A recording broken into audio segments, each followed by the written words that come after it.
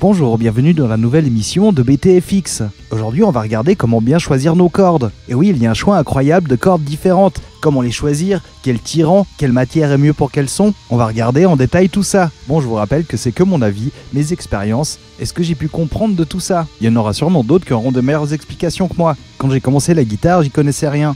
On m'a proposé des tirants de cordes en 008, 009, des tirants ultra light et light qui permettent d'appuyer sur ces cordes sans se détruire la main. C'est vrai que c'était très facile à appuyer et ça permet direct d'avoir des bonnes sonorités. Tout ça sans se détruire la main. Avec le temps, quand tu acquiers de l'expérience et de l'assurance, t'en viens vite aux 010, 46, des cordes régulaires. Après, si tu veux des cordes plus dures, tu peux prendre des 011, 049 ou des 012, 052. C'est des cordes ultra dures. Ça va vachement bien quand tu joues du hard et que tu as envie de t'accorder en drop D. Du coup, ta grosse corde ne part pas comme un spaghetti. Tout ça pour dire, mais comment les choisir? Bon, sur la guitare électrique, tu as entre guillemets 3 cordes de basse et 3 cordes aiguës. Avec l'accordage Mi, La, Ré, Sol, Si et Mi. Évidemment, on commence toujours par les compter par la plus petite corde, qui est la première. Ça, vous le voyez bien sur votre accordeur.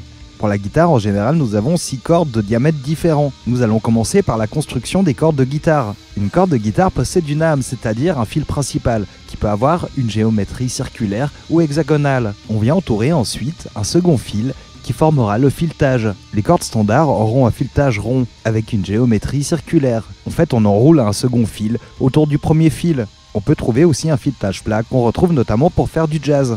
Il existe aussi des cordes avec une gaine.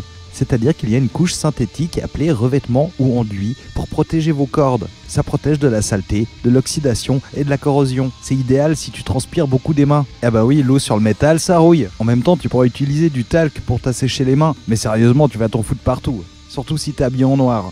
En fait, ça vient peut-être de là, le maquillage des gars qui font du black metal. Ou les mecs de Kiss, peut-être.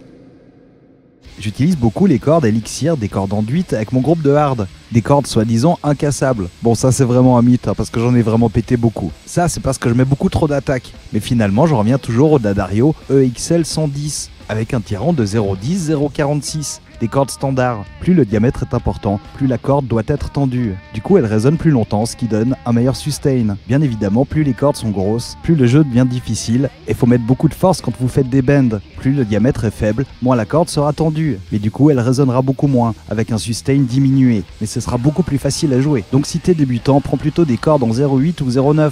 Ce sera vraiment du beurre à jouer. Pour la guitare classique, nous avons 3 cordes de basse en nylon, avec un filetage rond en métal. Après, nous avons les 3 cordes aiguës qui sont en nylon. Après, pour les guitares folk, les cordes sont souvent en métal, recouvertes d'un filetage de laiton ou d'alliage de nickel, d'argent ou encore de bronze et de phosphore bronze. En fait, c'est un mélange de cuivre, d'étain et de zinc. Et selon le pourcentage qu'on met de l'un ou de l'autre, ça donne des sonorités différentes. Pour la guitare électrique, c'est un peu différent. On utilise des cordes en acier plaquées nickel qui permettent au micro de mieux capter les cordes, avec un son plus fort en sortie de guitare. Avec le nickel, ça protège aussi de la corrosion, améliore le toucher et la corde est un peu plus souple.